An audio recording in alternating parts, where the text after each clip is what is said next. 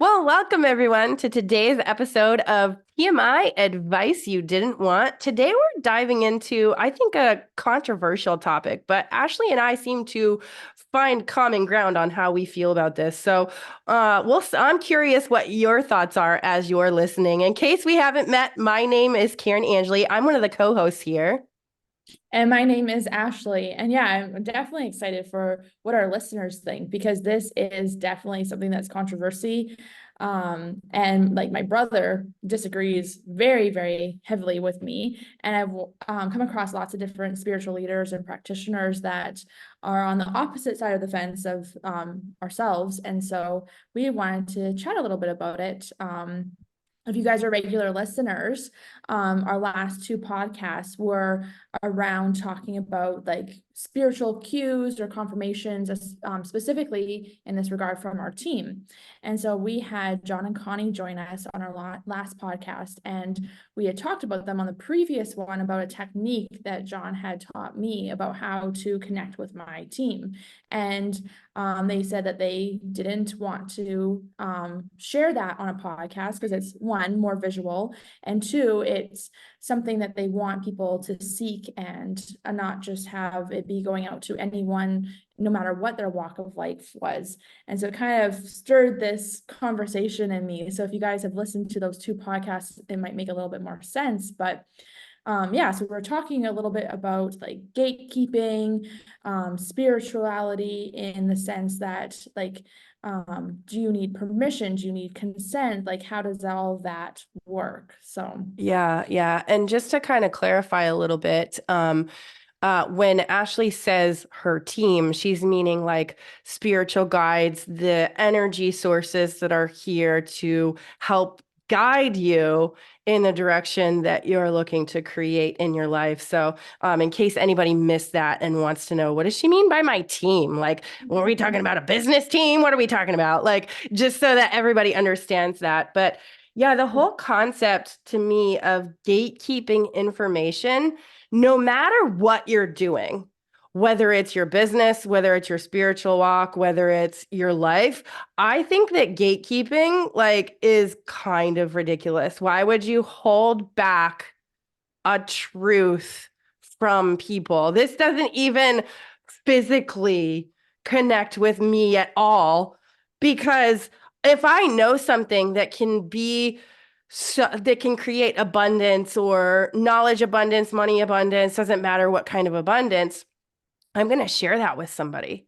Like the mhm. thought of not giving a piece of information to somebody is just so out of my even possible thoughts in my life because I mean, both you and I, Ashley, I feel like we're both very giving and we're like, well, how can I support somebody Mhm. else? Because really it comes down to supporting the collective, right? Like, and at the end of the day, too, I also think that gatekeeping is silly because if you think about it as a collective, we're all connected anyways. So we always have access to that information anyways. Like, it's just helping, in my opinion, is helping other people realize that connection, that collective connection that they already have at the end of the day. And I think that piece of the puzzle makes it like, well, why would you ever gatekeep anything anyways? Because everybody has access to it, period, end of story. It's just connecting to that divine intelligence inside of us that already knows that concept.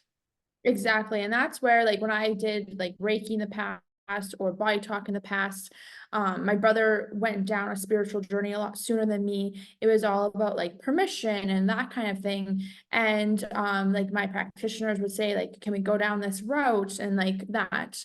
My brother with like distance Reiki and all that kind of stuff, he would be like, oh, well, you have to check in with that person first, like on a physical consensual level. And then I had a mentor say, oh no, you don't need permission at all. We're all connected, like you just said. And if someone doesn't want to accept something, it's going to be on a spiritual level, not a Right. physical. because our spiritual is the one that's calling the shots at the end of the day, Yeah. not our physical. Right. And so if I start doing distance Reiki on someone, like I've even done, so for people that don't know Reiki is light and love that you're sending someone, and you don't have to like that person to send it to them, like on a physical plane. So I have sent Reiki to Derek's ex, and I loathe the person. You know, and so but I've sent it to her to try to help our situation on a more spiritual level, to make it so that it's better for the children and better for the kids. And so her spirit can completely say, no, like, I don't want this. I don't want this from you. She has no idea I've ever done that. And probably, unless she's listening to this, would never, ever know. And why would she listen? That would be funny. And so for me, it's something that I do a lot. Like, even like when I'm at a restaurant, like sometimes you see people that you just feel like, especially as an empath, and I'll send them, like I'll send Same. them Reiki. And I don't know, I don't care, I don't pay attention even of whether their body or their spirit decided to pick up on it or not. It doesn't matter to me whether they did or not. I'm just sending it. I don't need any type of like recognition or any type of acknowledgement. That's between them and their spirit.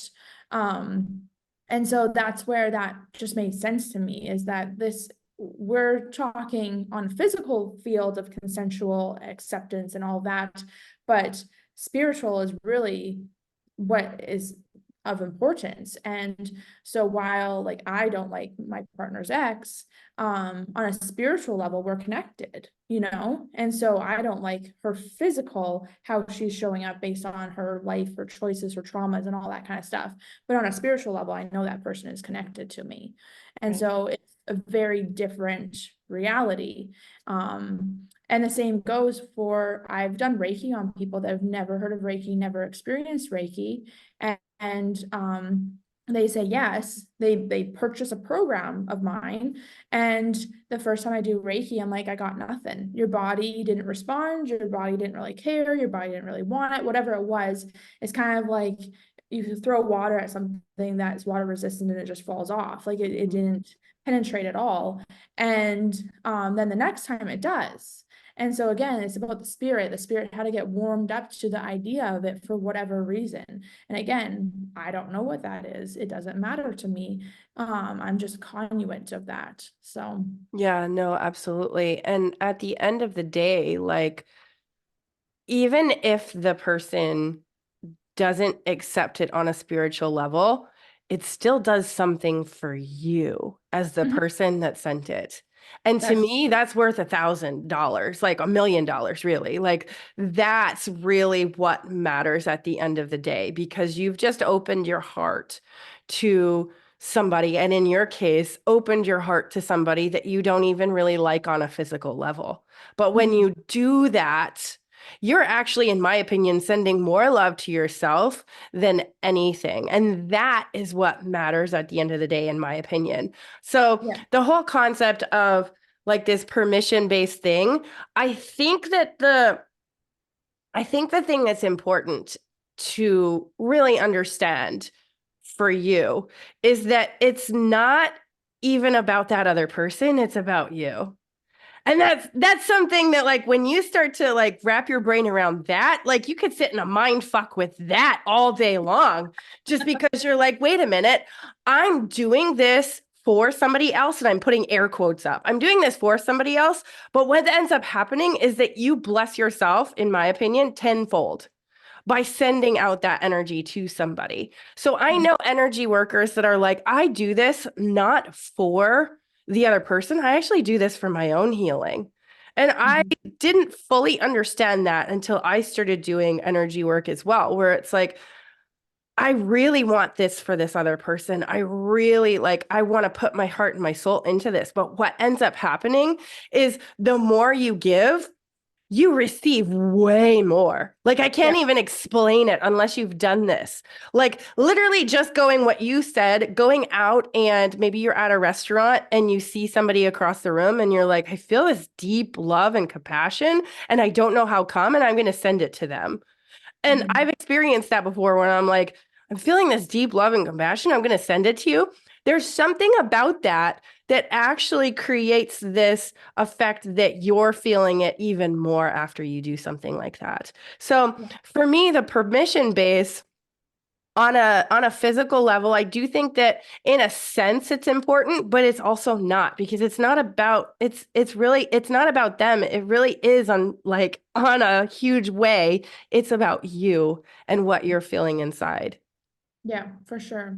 And I think that it all goes into this is all the collective. And that's where it's not about you also in the sense of you don't need to know like all of that. So like whether the permission is there or not, it doesn't really matter. Like it's your intention with it. And so that's where like I greatly differ, where like my brother would say that what I'm doing is non-consensual and it's like rape, you know, like it to him, it's breaking like laws of spirituality and it's like dark magic or whatever it is. Like to him, it's a very wrong thing.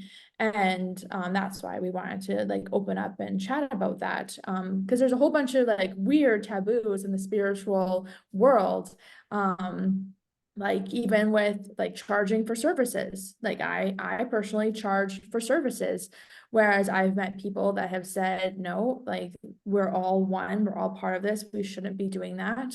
My really great friend, he was learning from a medium to work with his team, so his spirits, his angels, however you want to call them, and that medium never ever in his lifetime, his only career was ever as a medium, and he never charged anyone anything. He never asked for anything from anyone, and he always received. Mm. And because what you give you get. And same with our mutual mentor. She received a $40,000, I believe that number could be wrong, gift from one of her clients who said like you're doing great work and you don't charge really. Like she charges, but if people can't afford it, she doesn't. And she used to have a pay what you can kind of mentality. And this lady was like, I can give you more. And that's how she was able to buy a house. And so there is that taboo too around should you be charging for spiritual work and spiritual healing? Like, is that okay? Yeah, So I mean this gets a little sticky, I think, because there's so many facets to this, because Mhm. you have to look at the intention behind, in my opinion. Are you intending to, in a sense, rape people from their money, like take from people as a result of doing energy work? And here's the thing, we're all connected to energy. We all have the same ability to connect to this energy source. We all Yeah. have it, no matter what you think about yourself, whether you're like, well, I'm not really psychic, I'm not really a medium, I'm not really whatever. You have the potential inside Yeah. of you to tap into that Mhm. energy source. So I think in a lot of ways, that people don't that fall in the camp of you shouldn't be charging for it, fall in the camp of, well, but we all have access to it, so why would you charge something for that? Yeah. So I don't have a definitive yes no charge or not. For me, I don't know that I necessarily want to. Yeah, actually no, I don't want a energy business where I charge people. That's just my personal thing. Like I don't want to do that. Mhm. um I think it really comes down to, though, the intention behind how come you're doing something. And then really, like, when you're charging, like, how are you using that money that you have received as well? So yeah, I mean, there's so many answers to this question. And even for me, I don't even think I could sit here and give you a definitive answer of yes, you should absolutely, or no, you should absolutely not. I think it Yeah. comes down to your preference and like, what are you feeling about what you're charging? Like, because like for me, I look at people that charge like $10,000 or whatever for spiritual courses, and I'm like, that's a no-no to me. Like, why? That doesn't make sense. But then also like that person is also gifting you with their knowledge base. So Mhm. it's a really fine line, I feel like, between do you charge or don't you? Like, I don't have an answer for that. I think when it comes to charging for things like knowledge, I think more the thing that in my opinion, needs to be charged for is more of a service, if that makes sense. So, like, if I go to a mentor and I'm looking for the service of them walking next to me while I'm either building a business or learning something, them walking next to me and actually showing me like what they've learned along the way, I think that that's a beautiful thing. Mhm. Right? Like I think that there's a huge service that goes into that. And um yeah, I think that that's a beautiful thing and I don't think that there's any reason that you can't do that because I mean, I have like business mentors that I've paid through the years too, that that's what I want from them. I'm looking for that knowledge that they have and I want to help speed up my Mhm. process. Um, but I don't think that you can say yes or no to somebody on Mhm. if they charge for energy work service like that. So I don't know. That didn't Yeah. answer any questions, but Well, and that's like it's really just about what feels right at the moment, I think, more than anything. Like me and you have helped each other through different spots of our lives, and we've never charged each other for anything. no. Yeah. And like I've done Reiki on you and your husband and never charged, but I do charge other people for Reiki services. And there's friends that I will give business advice to, or even acquaintances. Like I'll meet a random stranger and have a random topic come up and I'll tell them information. But I Absolutely. also have charged people that have sought me out to get intentional coaching. And so it's really all over the place. Our mutual mentor, I paid her a lot for 2 years of mentorship, and now for the last 3 years I call her whenever I want and she'll talk to me for 4 hours for free. Right. And so it's like such an interesting, like there really isn't a rule to it. The only thing that really stands out to me personally is that I believe that whatever you give, you'll receive. And so it 100%. doesn't matter if you're saying, oh yeah, like I charge $100 an hour and that's my going rate. Like if you don't charge that, it will come to you in some way. Yeah. Um, and so when my first Reiki master that taught me my level 1 and level 2, she told the story of the guy that originally like initiated Reiki with people. And he went around and did it for free to all of these homeless people, all these people with ailments that had ailments, and that's why they were homeless and on the streets. And so he went and did all this service for them. They all got better, they all healed, they all went and were able to have functioning normal lives. And it was like a year or 2 years later, he came back and they were all on the streets again. And he's like, what's going on? And they're like, well, this is easier. And so they didn't really want to do any of the work. They didn't And have so an internal change. Mhm. yeah, and so they didn't want the change bad enough to find a way to pay him for his commodities, right? Of helping them. And so that is something that really, in my years of business, is that when someone does get something for free, it often isn't something that's going to initiate change. Like I can give you a template for a $7 million business, and that doesn't mean that you're going to do anything with it. And the people that really do something with it are the people that are like finding and seeking and searching and working for it. And that's where that trade of commodities made sense to me, because then like for him, it was like, okay, I just wasted my time in quotations of like healing all these people and spending all this time for, they didn't really want it. And so to me, a change of like, I'm going to trade a service with you, I'm going to pay you or whatever it is, that person is saying like, I'm interested and I value you. And so that's something that I feel is important. Whereas like for me and you, like we know that we're interested, we know we Yeah. value each other. So we trade and communicate in that way because we know it's not just falling on someone that doesn't care and we're wasting our time Yep. and that kind of thing. So for me, that is more so of importance to me of I know if I help some random person that doesn't actually care, it will come back to me. But I want to personally work with people that want the information that are going to do something with it. So I do look for a trade in commodities, whether it's financial or otherwise. Yeah. So that's personally where I come from, but I don't gatekeep either. Like Mhm. we give a lot of information for free on our podcast and Yeah. social media, and I'll meet a random person. Like I've done multi-level marketing forever, and I'll have people in different companies that come to me and ask me for advice. And I'm not like, oh, you got to pay me for that. Like I answer those No. questions. And I meet a random person and they're like, oh yeah, I tried this and it didn't work. And I'll give them advice because I was very successful when I was doing multi-level marketing. And so it's not something that's like a rule that I have to always trade my time for money, but on a whole, to me, that's what makes sense. Yeah. Yeah.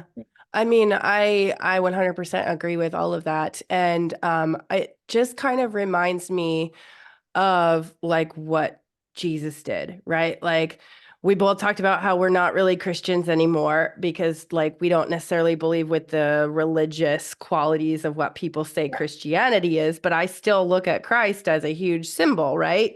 So Christ went around and he healed a lot of people, but what did he say to them after he healed them? Go and sin no more. So Mhm. what is that sin? It's that thought process that you're stuck on Yeah, that I think that I can't do this, or I'm a terrible person, or I should feel guilty all the time. That's what he was saying. Go and sin no more. Clean up that thought. yeah, Clean up that thing that's keeping you stuck. That's yeah, what created the illness in the first place. yeah, That's the thing that got you to where you are.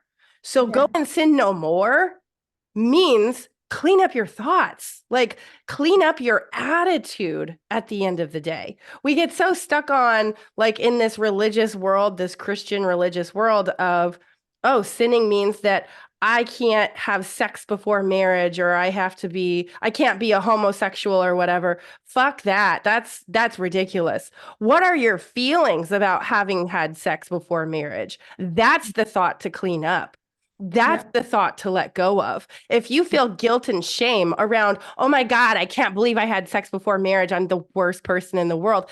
That is the sin.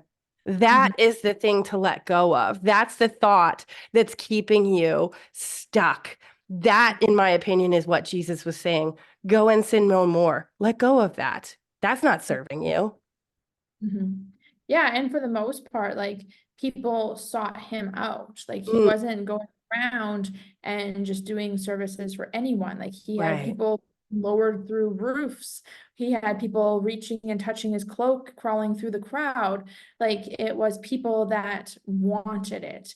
And I think that also is important too. Like he's saying, yes, okay, you've seeked, like he's like, ask, seek, knock, you've done that.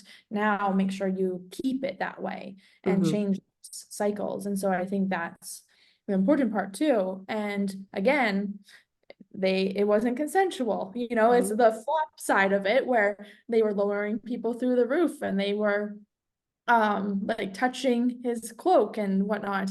Like it was like I don't think that that same level of permission, that same level of consent is important in this situation. Like I think that really when it comes to like spirituality, it's like take action, like find the answers and all that kind of stuff. So Yeah, exactly. yeah, we're all connected. We don't have to worry about um all the little ins and outs of everything.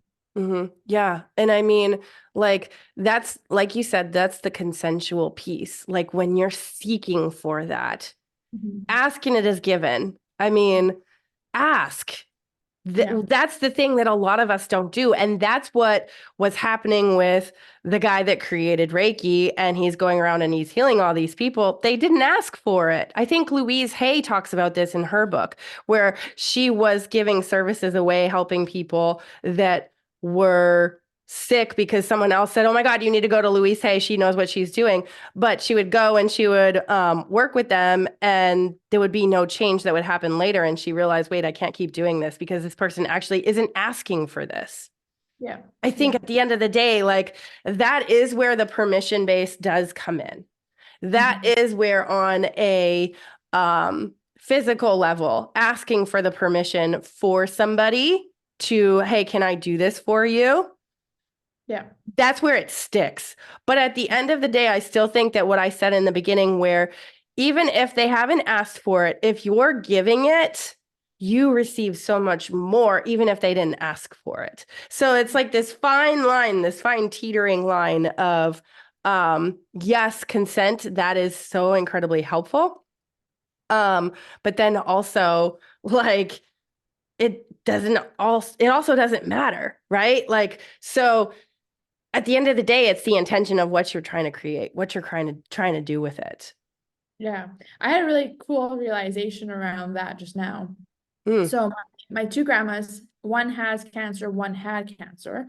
mm, And I'm very holistic with my coffee enemas, my beet juice that you see me on the camera if you're watching, drink, and all of that.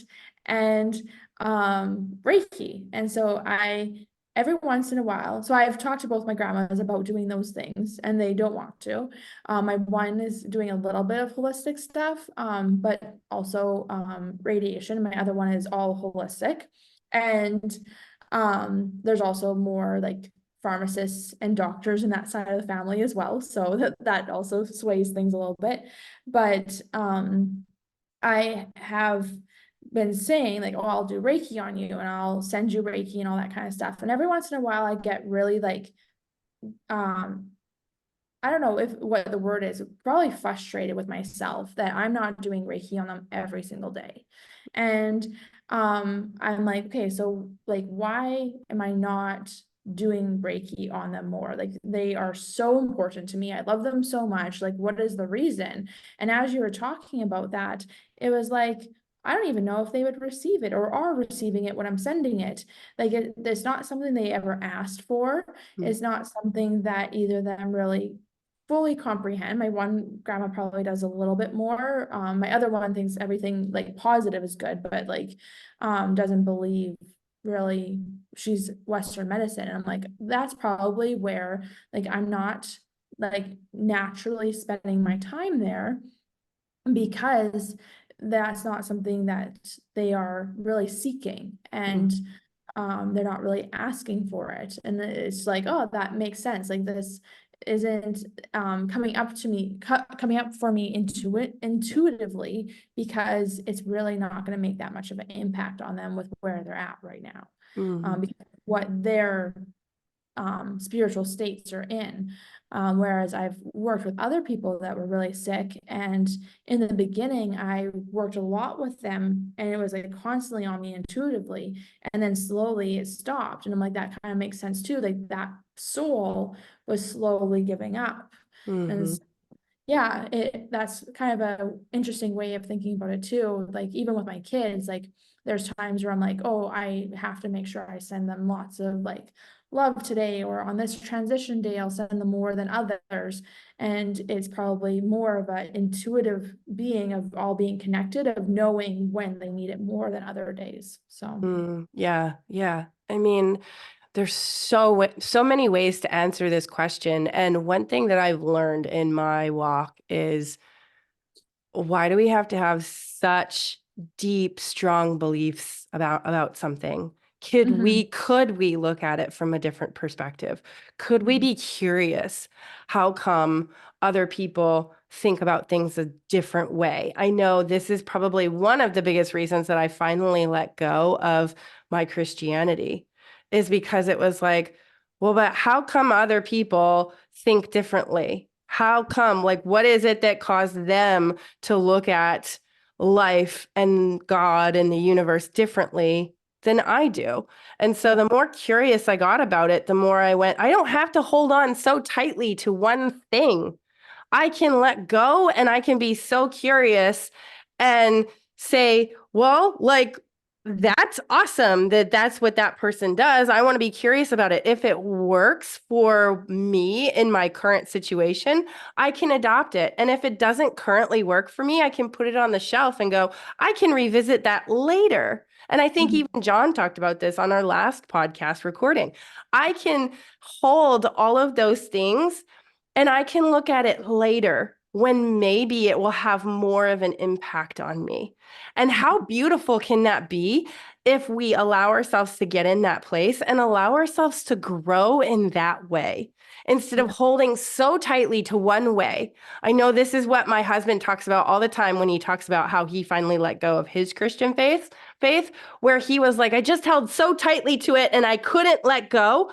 But now I just let things go in. It's like, he's like, I just let sand fall through my hands and whatever stays, stays, and whatever doesn't, doesn't. And he's like, I feel so much better now because before I had to make everything fit. I had to make this square peg fit in this round hole. And it didn't always make sense, but that's just what I was told and taught to do in my Christian faith. Now he's like, I feel so much more freedom. Like the Christian realm talks about how there's freedom in Jesus. I think that that's not so true because you hold so tightly to this one thing. And when there's something that comes on and tries to knock on, like, well, why do you think that way? Why, like, what about this? And you have to just hold on so tightly. It's like, it just kills you at the end of the day because you're trying to make this work, but it doesn't always make sense in your realm. So, Yeah. Well, I think that comes full circle back to the whole gatekeeping, where we cannot judge where someone is at or what they need to hear or any of that kind of stuff. And so, like, why would we gatekeep? Like, allow whatever we feel like saying to be said, and they're going to take what it is that they need, and the rest of it they can put on a shelf. If they decide to box it up and close it off, I've been there. I've boxed stuff up and absolutely. closed it off and said, Yeah. this is from the devil and It's I not can't for me. have Yeah, that. And lo and behold, I take it off the shelf and unbox it down the myself. road. Yeah. And so I think there is like emotionally intelligent ways to do all of that. And I think that's more important of like, oh, you need to do this. Like, no, that's never gonna work for anyone, no matter where they're at. But like when you're sharing from your point of view and your experiences and your current knowledge, because that also is going to ebb and flow, I think that gives someone the safety of like, oh yeah, that's not for me right now. Mhm. But you didn't tell them they had to do something. Right, So they're not right. going to get defensive and it's not going to deteriorate your relationship.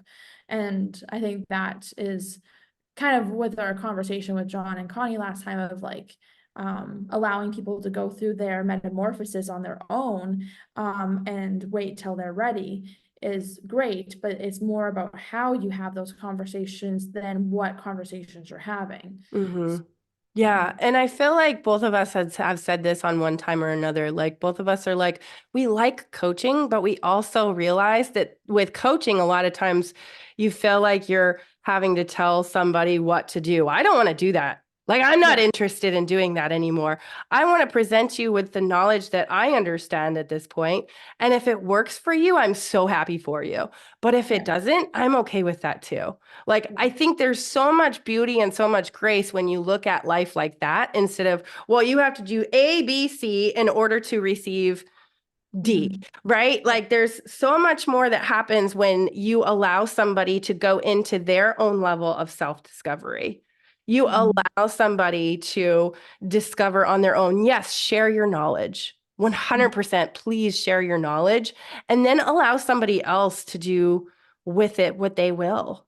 Yeah. Allow them to put the puzzle pieces together because you never know as you share your knowledge and they put different puzzle pieces together, how much that increases the collective knowledge at the end Mhm. of the day, the collective knowledge of people within the world that are like, we're all growing together. So as Yeah. you share what you have learned, and somebody else listens to that and they kind of incorporate more to it, it builds upon the vast body of knowledge that God, the universe, us as a human race has within our potential. Yeah, no, I completely agree. And that's the other part too, is I've had people that are amazing mentors that have been mentors for 20, 50 years, walking in the spiritual journey, and they'll say stuff to me and I'm like, nope, That doesn't that fit. Yeah. and I a lot more younger practitioners where they'll tell me stuff like, this is what you need to do, this is what happened to you. I've had a lot of things told to me about my past and my future that it's when they were told to me didn't align. Sometimes with my future stuff that I was told, it didn't align, but it was like, ooh, that would be kind of fun. Like, and I put way too much weight on it and never ever happened. And like that's where too, I don't do past life stuff very often. I don't feel like it has much impact on me, like it hasn't at this Mm, point. And majority of the past life stuff I've been told, and like that doesn't fit, nor does it benefit me in any way for moving through what I'm moving through. And yeah. so that's where too, I think that like general knowledge, like what we're talking about right now, and like when you read a book, like it allows you that freedom to do your own searching and your own work, and you're not being told things that are going to be things that, okay, is that true for me? Like, is this relevant for me? Like, it avoids that whole conversation because that's just a waste of time, in my Mm, you know what you need to know. And so when you do that searching on your own, I think it's way more impactful than when you do it with a mentor. But the problem is so many of us don't trust ourselves enough to do it on our own. We'd yes. rather have the mentor do the heavy lifting and trust what they're telling us than us have to be like, oh, I'm going to do the heavy lifting and I'm going to trust myself, because Oh my God. Yeah.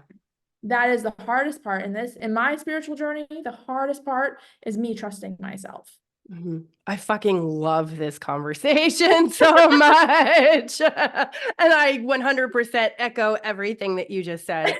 So freaking good. But I also want to notice time at this point and say that this is probably a really good place to wrap up, because that was like drop the mic so good, exactly how I feel as well. So, guys, if you're listening and you love what you're hearing, please leave us a 5-star on your favorite podcasting host. And if you're watching us on YouTube, go ahead and tap that like button, smash the subscribe if you want to hang out with us longer. And please ask us questions too. Like, what are your thoughts?